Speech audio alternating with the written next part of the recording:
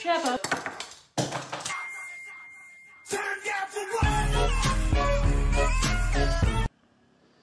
This is my full-time job now. Yep, that's me. My name's Chelsea, and you might be wondering how I got into this situation. Well, back in 2017, I started a travel YouTube channel that snowballed into a whole big thing, and, well, it's led me to quitting my day job to do this instead, full time. So, come with me and see what it's like to go from side hustle to main hustle.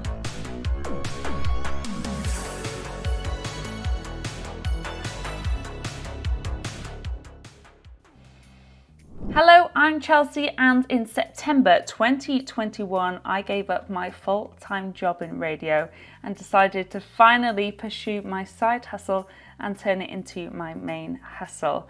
And it was here with Transmit Startups and then Smarter that I took you through my very first 4 weeks, and I went through my goals, my highs, my lows, my challenges, everything like that.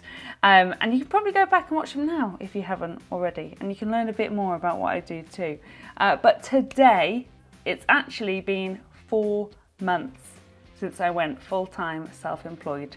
And so I'm going to catch you up. I'm going to tell you what's been happening, what's been working well, what's been working not so well, and also what my hopes are for the future.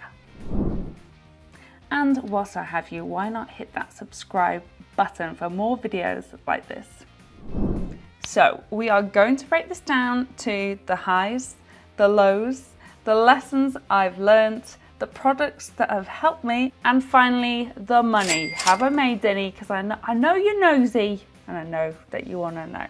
But first, let's kick off with the highs, and in fact, I'm going to do the highs along with the lows because I don't think my self-esteem can quite take me just going through that list of lows at the end there. We'll intersperse it with some good stuff, eh? In fact, let's begin with the highs. And the first one that I'm going to talk to you about, the most important one I think, is I'm still going. Yeah, I feel like singing some Elton John, I'm still standing.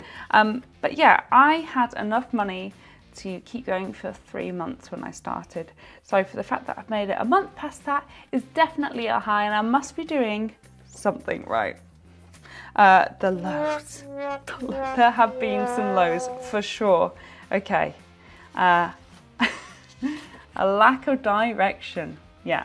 This one has been a massive thing because, and actually this is a good point for me to explain a little bit more about what I do. So I have a website called cheapholidayexpert.com, but on top of that I also create advice and entertaining content for social media too, so your Instagram, your TikToks, your Twitter, that kind of thing. I then make videos for YouTube. I then do TV and radio appearances. I do some travel writing. I have a podcast. Are you starting to get the gist that there are a lot of little moving cogs and parts? And what I found is that by having more time, it has just made me realise that I could go in so many different directions, hence why I feel like I have a lack of direction. So that's been really difficult to get over, and I would say I'm only getting to a good point of what my goals are now, 4 months in. Okay, another high. I won an award. That's right, very shiny. It's downstairs. I polished it once. I won an award for Best Original Instagram at the Traverse Awards, and you know what? It's always nice having that little bit of validation. But at the same time, a low has definitely been I spent too much time on Instagram. Of all those things that I've listed, I reckon the last 4 months I've probably spent about 70% of my time on Instagram, which, do you know what? There's been a lot of rewards there, and that is a way that I'm making money through doing like brand partnerships and things like that on Instagram. So that's good, but it's too much. And I'm not giving the love I need to the other areas, especially because Instagram could, I mean, hopefully not, but it could close tomorrow, and I don't own anything on that. And therefore I want to be putting my energies more into other stuff. Plus, there is something to be said about being on your phone all the time. It's probably not best for you, is it? Okay, another high. I launched second series of my podcast, So good that I've been creating another type of like content, and that's been going well for me. Shaking it.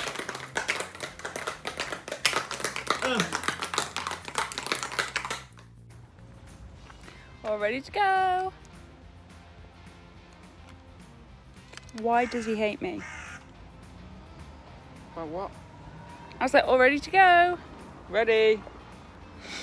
But at the same time, even though I've had all this extra time, I haven't posted one video on YouTube. That's a low, because that is definitely something I really hoped I'd be doing more of. I've got so many that have been half edited, about 12 videos. So yeah, that's disappointing, and I hope I can do something about that soon. Let's finish on one more high. Oh, this is quite a soppy one. I've made great contacts and great new friends. But especially when you're joining a new industry, you know what they say, it's not what you know, it's who you know. And that's certainly true of the travel industry. So making myself go to networking events, contacting people, putting myself out there, it's already had lots of rewards for me. And yeah, I'm really chuffed with the progress I've made so far, especially considering it's still COVID times. And let's end on a low, sad. Moments of zero motivation. And I think, whilst this is a low, I think it's really important to recognise that often when you have a side hustle, it's something that you're so passionate about, and perhaps you would think, if I just had more time, I could do what I love, and I will, you know, I'll be much, much happier. But the truth is, I think it always does become a bit like work. And so expecting, you know, to be motivated all the time, I don't think it's realistic. And I've definitely learnt that. So there we have it. I think it's really important to assess what your highs and your lows have been, because from that you can recognise what you've learned from it. And this is what I've learned over the last 4 months. Find a space that motivates you. For me, it needs to be a clean and tidy space. So it is as simple as I need to make sure my office is tidy, but also at the same point, I've realised that I sometimes need to leave the house to feel like I am leaving to go to work and then coming home and being able to relax. And to do that, I have found like a co-working space that I'm really excited to start working at a couple of days a week. Unfortunately, due to COVID, I'm not doing it just yet, but I found the place and I'm really, really excited about it. Number 2, take your work seriously. I think it's really easy to slip into the habit of sleeping in, just thinking, oh, I feel a bit tired today, I'm going to take the afternoon off. Obviously, there's some really nice perks with being your own boss, and if you do really need that time off, then absolutely. But if I was true to myself, I'd probably cut myself a bit too much slack in certain times. Another reality of this is I've realised that I cannot go out like drinking on a work night. In the past, when someone else was paying for me to work in their company, I often had meetings that I had to be in. So even if I was a bit hungover, I'd still be doing my job. Probably not to 100%, sorry my old boss, but it's really easy when you work for yourself just to write the whole day off, and then you've lost an entire day. And if that's near the start of the week, it's not good at all, and I find that really, really affects me. So if I'm out with friends, meeting people, I have a 2 gin and tonic limit now. I do not go over it, or at least I try not to, because it really affects how I work. Number 3, sleep is important. Similarly, yeah, it's just that whole looking after yourself, getting some fresh air, making sure that you're as set up for the next day as well as you possibly can be. Morning. 4, find people in the same situation as you. I mentioned about making new friends, and I've definitely made that effort to reach out to people who work in travel, who are self-employed in different areas, and yeah, scheduling in days that I go and work with them for the day has really, really helped me. Number 5, don't get too caught up in the short-term wins. Now, this one is quite specific to me because I've already told you about spending way too much time on Instagram. The reason for that is I have earned money from it and I'm seeing growth in that area and it's all very exciting. However, it's not helping me with my long-term goals. So it's all about balance. I think, you know, the short-term wins are really good for motivation and, you know, they're helping me pay my rent. So that's really good, but it's not losing sight of the end goal as well. 6, setting achievable goals. I did this last week actually. I set myself a list of everything I wanted to achieve in 2022, and if you look at that list, like, it's enough to scare anyone. So then what I did after that is I broke it into quarters, all my goals in quarter 1, 2, 3 and 4, and then after that I broke it down into months, and I have found that a much more manageable way of looking at my goals. And I do it on a weekly basis, and I can tweak and change it, but I found that that has been much more helpful than just looking at the end goal. And finally, 7, find a way to be accountable. Now this could be through a person, it could be a friend, a family member, a partner, telling them what you want to achieve that we can get them to check in with you. I find that's really helpful. I do that with my boyfriend. He has access to my to-do list. I swear, I call him my boss. He's not my boss, just so you know. But yeah, it does kind of feel like that. But for me, that really, really works. And if you don't have that person, perhaps it's something that you can set up and use with online tools, digital tools, and to-do lists.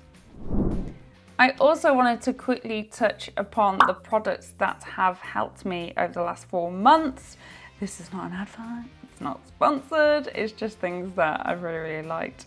The first one is that I am prone to procrastination, so I use self-control on my Mac, which limits certain sites that I can't go on for periods of time. And then I have something on my phone called Forest, and it grows trees for you for the allotted amount of time that you set it for. And if you go on it and, you know, go off the app, the tree dies. And that is enough of a guilt to stop me from going on my phone. It just works for me, okay.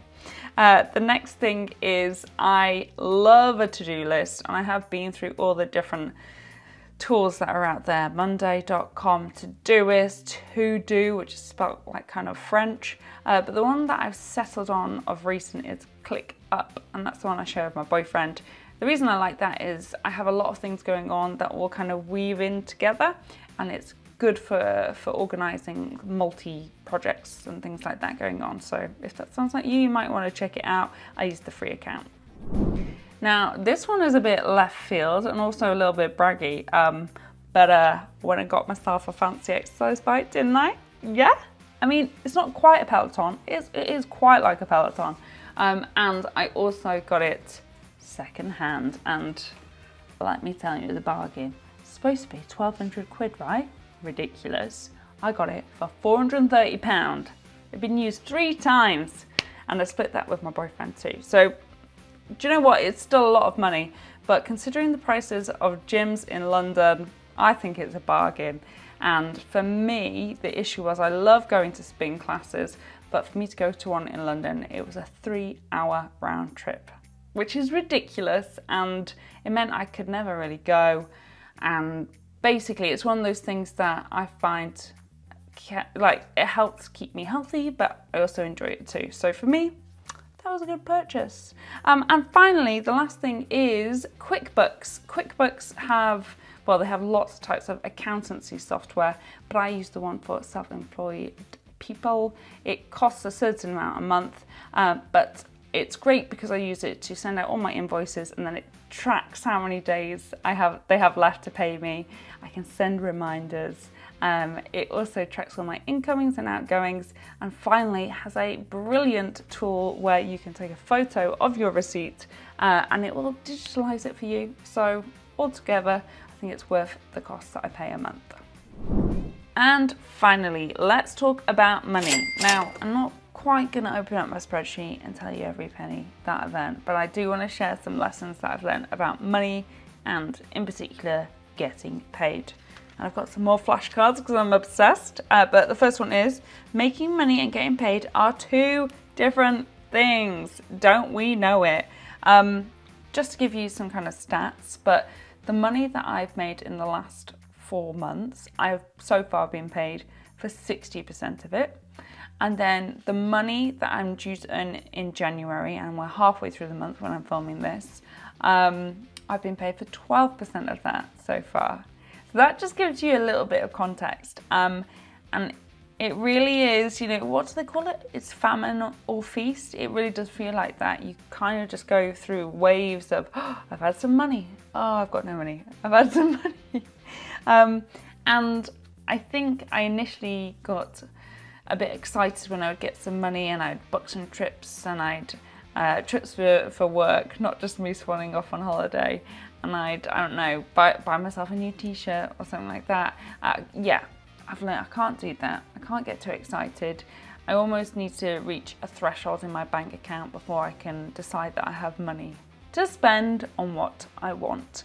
So that has been, it's been something that I've been aware of, but it's always a bit different when you're actually going through it. The second thing is, getting things for free isn't the same as getting paid. Again, it's something that I have known about, and it doesn't change the fact that sometimes opportunities come about and you say yes to them and you don't think about the add-on costs. So, to give you an example for this, I'm off to New York in February. I am going on a plane that I am reviewing, and because of that, I get the flight for free, which is absolutely fantastic. I'm very, very lucky. However, I now need to pay for 7 nights accommodation, my food, my drink, my activities. And I also need to think about how I'm going to work whilst I'm out there, because I can't take a week off. I still have to do my job. So it's recognizing that and thinking, okay, how can I make money when I go out there? So, you know, it's thinking about it in that way, but also reminding myself the next time an opportunity like that comes up to go, is this actually worth it? I think, yeah, that's definitely been a learn for me. The last money lesson has been track your incomings and outgoings now. Because we are currently in tax season. Fortunately, I did not earn a lot last year, so me doing my taxes this year should be pretty easy. But now that I've gone full time, I mean, I just don't want me in 1 year to hate me. So I'm probably just saying this out loud right now just to make myself accountable. You've heard me say it now. If you see me swan about January 2023, just say to me, Chelsea, did you do it? Did you stick to it? Because that is very, very important. But that's it. You've made it to the end. That is what's been happening the last 4 months in terms of future goals and things like that. It's all about growing. There's other parts of my business, particularly my website. That's what I'm really, really excited about. A huge thank you to Transmit Startups and Learn Smarter for having me here to get this all off my chest. It's almost a bit like therapy. I feel very good about myself right now. And if you are like me and you're hoping to go from idea to entrepreneur, they are very, very experienced in that. You may find some videos on their channel, or perhaps it's on their website, which will help you. They offer support and training and helping people get access to startup loans for people all over the UK. So I definitely recommend you check them out. But that's it from me. You may never see my face again. Or if you fancy, you can come, you know, come find me. It's Cheap Holiday Expert on most things. But thank you so much. If you have any questions, pop them down below and I'll answer them as best as I can. But if you are on your own journey too, all I can say is I wish you the best of luck. And I know you're gonna smash it. Bye!